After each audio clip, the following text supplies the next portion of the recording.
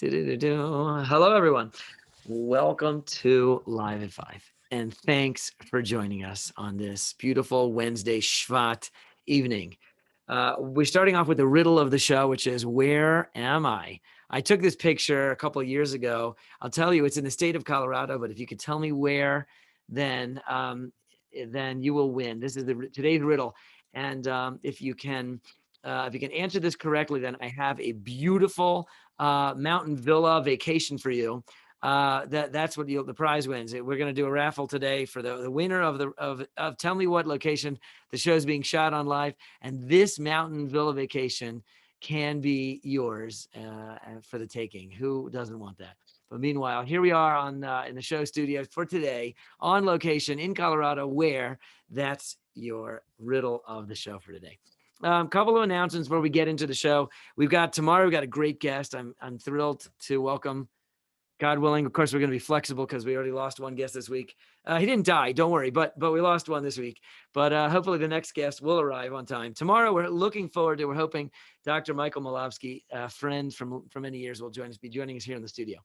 Yeah, that's the thing with doctors. It's like rabbis and doctors and, frontline workers. I don't know if the government, the vaccinating crew considers me a frontline worker, but people that, work with people, sometimes you make it and sometimes you don't. So hopefully we'll be here tomorrow. Please do join us. I wanted to mention also that we have some upcoming Clean Speech Colorado classes which are coming. We got a lot of survey data. Lots of folks that said at the end of the campaign of Clean Speech Colorado this past year in November that if we had occasional classes they would like to join.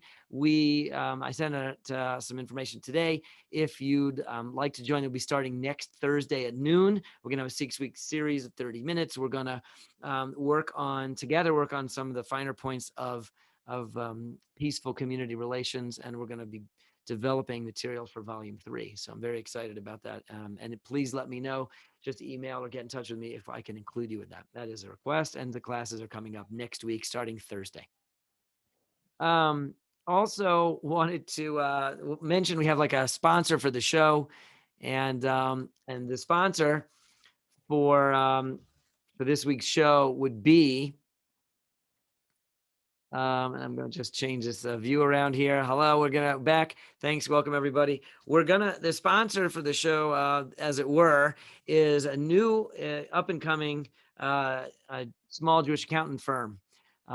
Two wonderful fellows that are called together K&S Accountants. And if you need your taxes, they're not, I don't think, looking for big corporate clients, but perhaps private individuals that want help with their taxes, I just reached out to them, and you can too. Be in touch with me, K&S Accountants. That's Ben Seligman and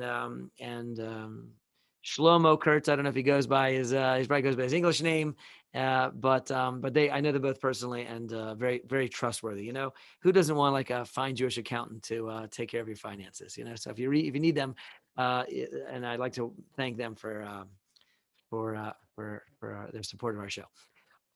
If you'd like to sponsor a show or a week or a month of Clean Speech or 150 episodes, because we've already had 150, I work on 160. If you'd like to be a sponsor, let us know. You can sponsor Live at 5, and just be in touch. You could always use support behind the scenes, support a show, and we can advertise your business or your, whatever it is that you'd like, in dedicated memory or in honor of someone. Calendar heads up before we go deeper into the show. This particular Shabbos this week, the parsha we're going to read is Yisro. We've mentioned that a couple of times, and the date is also what we call Shabbos Mevarchen Adar, which means it's the Shabbos on which we make the blessing, welcoming in the month of Adar. Rosh Chodesh is next week, and that means Purim is right around the corner. Put on your calendar now. Thursday night and Friday, February 25th and 26th. So if it's not already on your calendar, make sure it is. I don't know exactly what it's going to look like, but God willing, everybody in Colorado will be vaccinated by then, and we will be celebrating a big Purim party like never before. And if not, I'm sure we'll have figured something else out. The ingenious Jewish people will do something else. All right, folks. Want to move on to the next segment of our show. I have the daily Kvel. Everybody needs to be kvelled about, and everybody needs to hear a little kvelling. So my daily Kvel for today, I want to give a shout out to two wonderful associate staff members, educators here at the Jewish Experience, Rabbi Shaya and Mrs. Javi Graineman. They are educators in our Sunday school, the Sunday Experience, as we call it.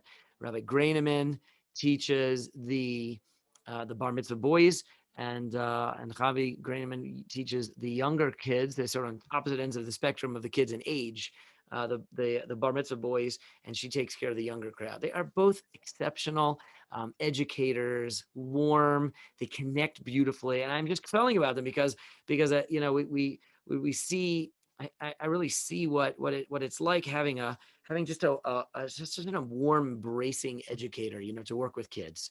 That's really what it takes. Kids like to be nourished, nurtured. They like to be embraced. They want to feel like they're cared about, and certainly they want to feel like they're getting lessons from an expert, someone who's not only can manage a classroom confidently, but also can can really just teach in a way that's exciting, it's engaging. Kids need to be engaged, and kids, when they're engaged, they don't become discipline problems because they're engaged, because they're learning. You're interested in them. You pique their interest, and if they're interested, they're good. And they're wonderful teachers. So I couldn't help but share my daily Kvel. I'm happy to have them on staff. They do a lot in the community at various other educational institutions around the city. They're amazing. The Jewish Experience is very, very happy to have them on really an amazing staff. And overall, all of our Sunday school educators are somebody we should kvetch about. Kvetch about. The opposites. There's a kvetch and there's a kvel. Today, this is a kvel. Don't get me wrong. This is a kvel. All of our wonderful Sunday Experience educators are amazing. We have an incredible staff. And today I'm quelling about the Graineman. Next up on the show, I want to do occasionally on Live at 5, have a segment called Important Hebrew Words to Know. And I pulled out one from the Torah, which I think is a great word. It's a bit of a concept. It's a good one to know.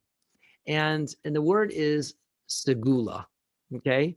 Segula. If you were writing it in English, you'd probably write it Segula, and then maybe you could stick an H on it. Like, Hanukkah sometimes has an H at the end, sometimes doesn't, and all these words, Hadassah does or does, does it get an H at the end? Who knows? It's a silent H at the end, if anything. So whether or not you have that, you'd spell it Segula and maybe AH, the word segula.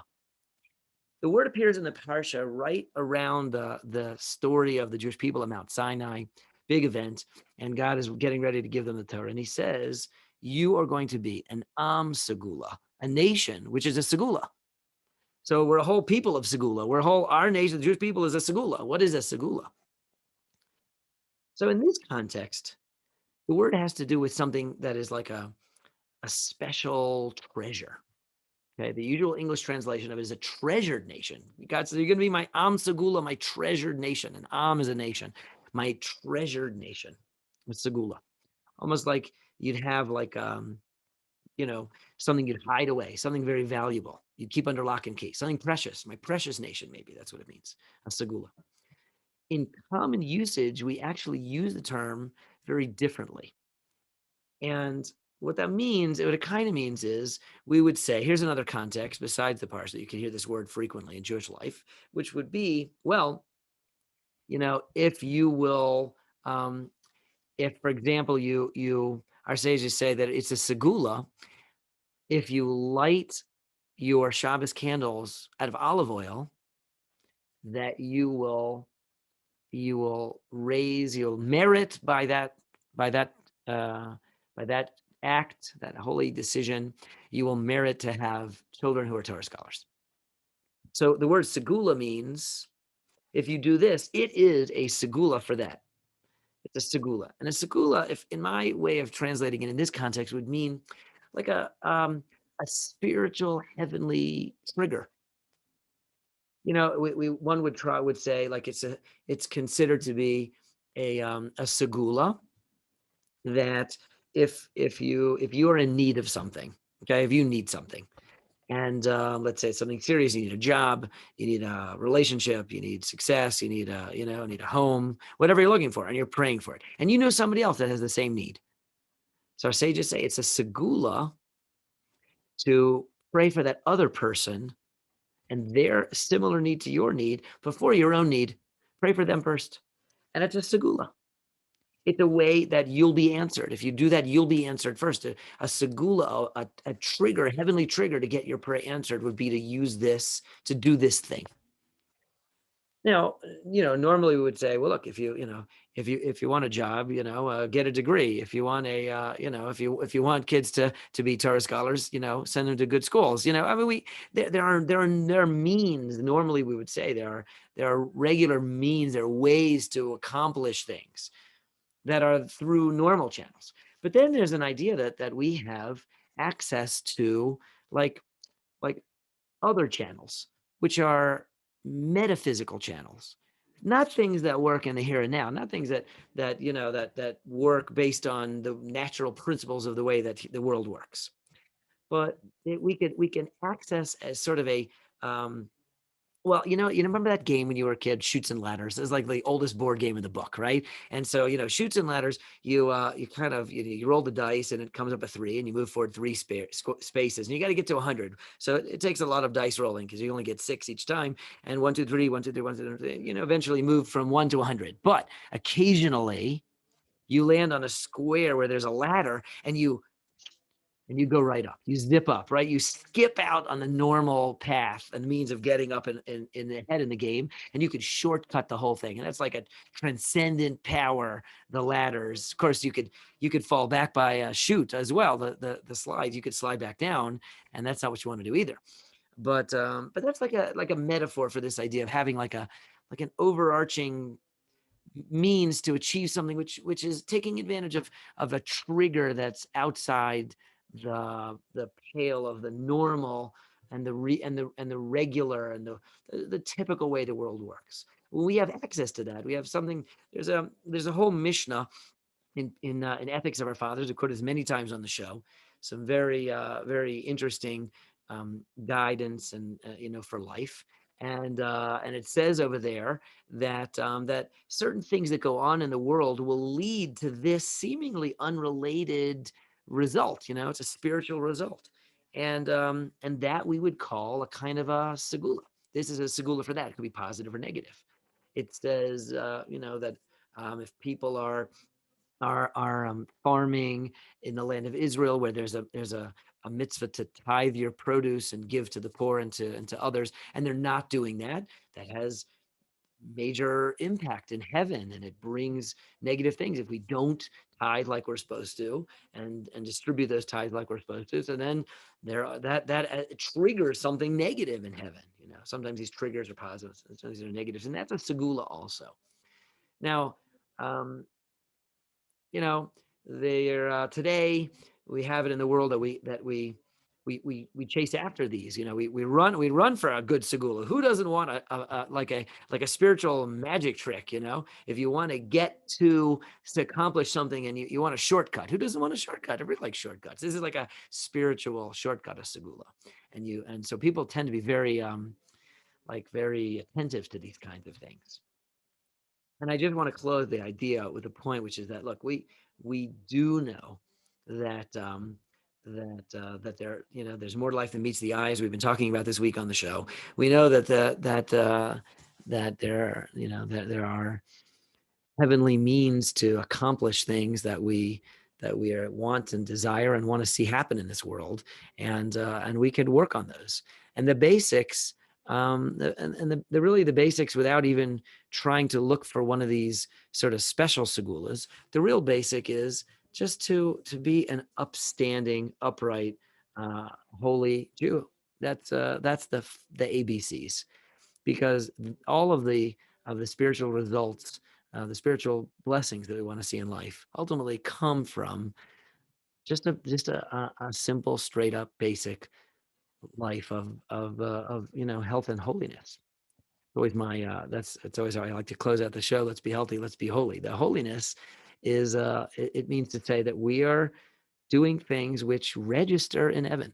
That these are the desires of of for us of our Creator, and when we do them, then what comes back down to us will be blessing, will be good stuff. And so some of those seem like shortcuts, and some of those are just wandering through our daily lives and doing things the way they were meant to. When we if I want to lastly just connect the dots with this particular parsha, so we said yesterday that the parsha is really talking about the Ten Commandments, the giving of the Torah on Mount Sinai. It sort of starts it all off.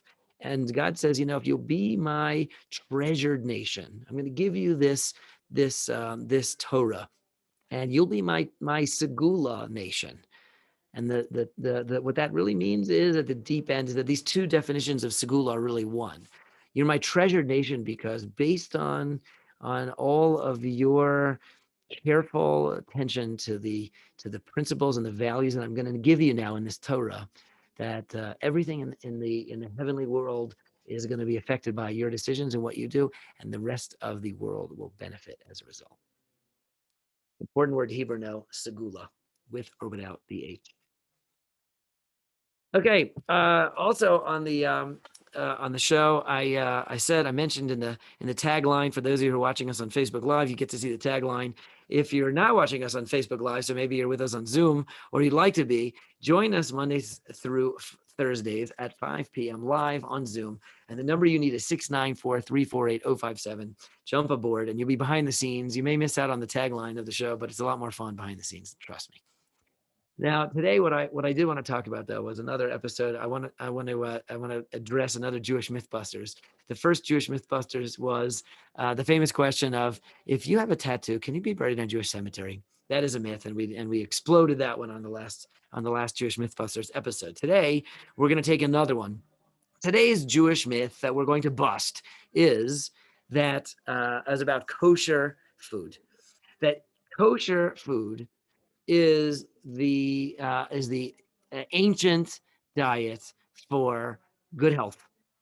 Okay, this you hear time and time again. People, I've given classes about what kosher means and what it doesn't mean for decades in one venue or another, and I hear it all the time. Lots of people mistakenly think that kosher means like a healthy diet. And in the old days, they used to think that eating snails, oysters on the half shell, bacon double cheeseburgers, that they used to think those things were unhealthy. And so, that's why it says in the Torah, you can't do those things. Nowadays we have different health information, which we certainly do. And therefore, that makes kosher less significant. So God forbid. Let's talk about that, and let's see if we can clarify it. What are the laws of kosher, or the ideas of keeping kosher, of eating kosher food? What is that? How do we perceive that, and how would we characterize it in the catalog of the commandments? Okay, um, the the interesting thing is that we have a couple different types of commandments. We have the type of commandment which is something that uh, is a very sensible way of maintaining a healthy and a peaceful society. Okay, that would be for example, you have to pay your employees on time, and you can't steal, and you can't commit adultery, all those kinds of things that would really mess up a healthy civil society. That's one type of commandment, one type of mitzvah. Another type of commandment and mitzvah is just things that you would never come up with on your own. They don't necessarily contribute to peaceful or successful society, but these are the things that God in his infinite wisdom commanded us to do. It's like a decree, and God said to do it. Now, if I had to ask you what kind of commandment, A or B, of those two types of commandments, would you say kosher food is eating kosher? Would you put that in camp A or camp B? Is that a type A? Society needs guidelines for how to eat, or is it B? It's just stuff that God said so. What would you say? I know this is going to be hard for me I can't, you can't really answer me, so I won't wait too long. In fact, interestingly, it is a type B commandment, which basically means that it's super rational. It's not something that a polite society would come up with. It could be that in some societies they've decided that that um, caffeinated sugars, sodas are bad for you, and they make laws against that. If you go to Boulder, I think you have to pay a sugar tax if you buy a soda at the 7-Eleven. I'm pretty sure there's like a sugar tax on these things. They have laws about this stuff. And there was a time, I think, in New York, it was very famous, or I think it was New York, that they had outlawed trans fats. Had a law against trans fats. So it could be that for the health and well-being, that a society could come up with some dietary laws, or let's say like the seatbelt law. I always think that's a good example. We're not eating seatbelts, but the point is, if we protect your health, society mandates you have to wear a seatbelt. When I was growing up as a little kid, seatbelts were fully optional, and we could run around in the backseat while the car was driving without a seatbelt on, and that was like considered normal behavior. So now we know better, and that's a bad idea, and people should be buckled in while they're driving. But society like tells you what to do. This take care of your health. Why don't we leave it up to you? I always wonder about that. Like, I would think that natural selection would be highly benefited by just letting people choose to wear their seatbelts if they so desire. And the intelligent people will procreate, and there'll be more of them in the gene pool, and the less intelligent people won't wear the seatbelt, and there'll be less of them in the gene pool. I thought that's great help to let's not have a seatbelt law. Natural selection will improve the gene pool. But that's not the way it works. Societies make these laws. But is kosher food one of those laws? So I came upon very recently in the Talmud where Rashi lists that it is not one of those laws. Actually, it's I'm sorry, it's not in the Talmud. I think it's in this week's parsha. It's either this week's or last week's parsha. And actually, there is a Rashi in which he says, I think it's just at the end of last week's parsha, and Rashi actually at the end of parsha Bishalach mentions couple of examples of this type of commandment. And he says, I was looking through it again, but I won't do it now. And he actually mentions that kosher food is one of this type of commandment, which is it's a decree. God said, do it, and you do it, which means that there's nothing really like rationally wrong with milk and meat, or with eating, a bacon double cheeseburger. It's not there's not anything irrational, and you know what? It may not even be bad for your physique. It may not be. No, I'm not sure a bacon double cheeseburger is a good thing or not. So I'm not going to weigh in on that at all. I let my nutritionist friends say. But it's absolutely not true that this is a physical health diet. God says, I want you to eat this way, and that's it. We don't, there's not necessarily any physical health benefit associated with it whatsoever. And therefore, just by the way, if our sort of our scientific and medical knowledge changes or improves, and suddenly we know better how to eat, and suddenly we decide that everything that human beings have been eating for thousands of years is suddenly all bad, and everybody has to stop that right now, which seems to be like a very popular dietary trend. Everything you've ever eaten and heard of in your life is really bad for you, and you have to start eating a totally new food which humans never ate before. And we know all these brilliant things. Even if that all of that is right and accurate, and our knowledge of physical health food changes, the laws of kosher don't. The laws of kosher don't change because they're not associated with that at all, as we just explained. What is it, and what's maybe a better way to try to understand the laws of kosher, and if we're going to have some rationale, except that God just says do this because, is there a rationale? Is there something to be gained here? And the idea would be perhaps like this: we when we think about food decisions that we make today, we are very choosy about what we eat because of the way it's going to help us to perform in if we're playing sports, if we want to be focused at work, if we don't want to be just sort of lethargic and sit on the couch, which during a pandemic isn't so bad. But if we want to be eat and have healthy physical lives, we know we need to focus on eating what is good for the body and nourishes the body. Well, kosher is a spiritual diet that nourishes the soul. Okay. And that means that if we want our souls to be powerful, successful, on the ball, able to conquer difficult spiritual tasks and challenges, and overcome obstacles spiritually, we need to give ourselves a spiritual diet that's specifically designed for the soul. Not necessarily for the body, but it is good. It is the diet for the soul. Now, you should know that all of humanity is expected to eat a special kosher spiritual diet. Did you know that? Every single member of humanity, God demands that all human beings, eat a special kosher diet. Inside the Jewish people, that's pretty complicated with lots of specifics. Outside the Jewish people, it pretty much has one prohibition. Human beings are not to consume the limb torn from a live animal. Sounds kind of crazy, right? Bizarre. I don't know when would that ever happen? Can you imagine somebody like walking over to a sheep, and like pulling off a leg and eating it? I mean, it just sounds ridiculous. But in fact, there are some times when in the process of American non-kosher animal slaughter and butchery, there are some times when such a thing happens. Just so you should know, don't recognize that that's not the case. It is sometimes the case. However, it is explicitly precluded in the Torah. We don't eat a limb torn from a living animal, and that happens to be a ubiquitous expectation that God has for all of humanity. I agree with the comments. It is gross, but it is nonetheless prohibited.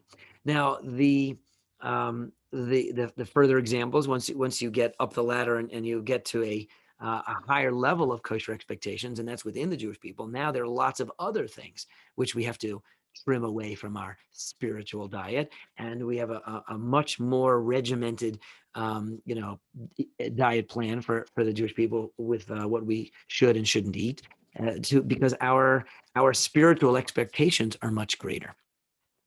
It would be a little bit like this, if you think about some young kids and in elementary school, and they're going to play ball at recess.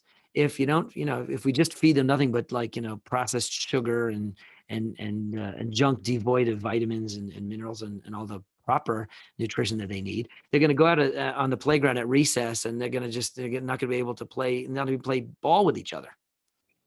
They have needs. If you want them to be Olympic athletes, they're going to eat even a more significant diet. Okay. That's the way that we should look at this, which is that if you're really going to perform, you're going to need to ingest the diet that is going to be exactly what you need. And the Jewish people all of humanity has spiritual expectations, and they need a spiritual diet. They need to avoid something, but the Jewish people have greater spiritual expectations. Our obligations, our opportunities, our expectations of the spiritual lives that we'll lead, the holy lives, that worshiping and bringing out the glory of God in this world. That is a lofty spiritual task, and it takes a highly uh, a specific diet to nourish the soul, that the soul can climb those steps and accomplish this spiritual greatness. And that's really what is behind the concept of kosher food. Physical health, not necessarily. There could be kosher food that could be bad for your body, and there could be stuff that's good for your body that's not kosher. It's not that diet at all. But the kosher diet, the kosher food that we ingest, and we're very careful about it, it's very meaningful to us, is because that's the fuel for our job. We're the Am Segula. We're a treasured nation that has a metaphysical task, and it's a metaphysical diet. So that's Jewish Mythbusters for today, and the important Hebrew words to know, Segula. Thanks for joining us, everybody, on the show. That's another episode. Hopefully, we'll see you and Dr. Michael Malowski, our special guest, tomorrow on another episode of Live at 5. Stay healthy and stay holy.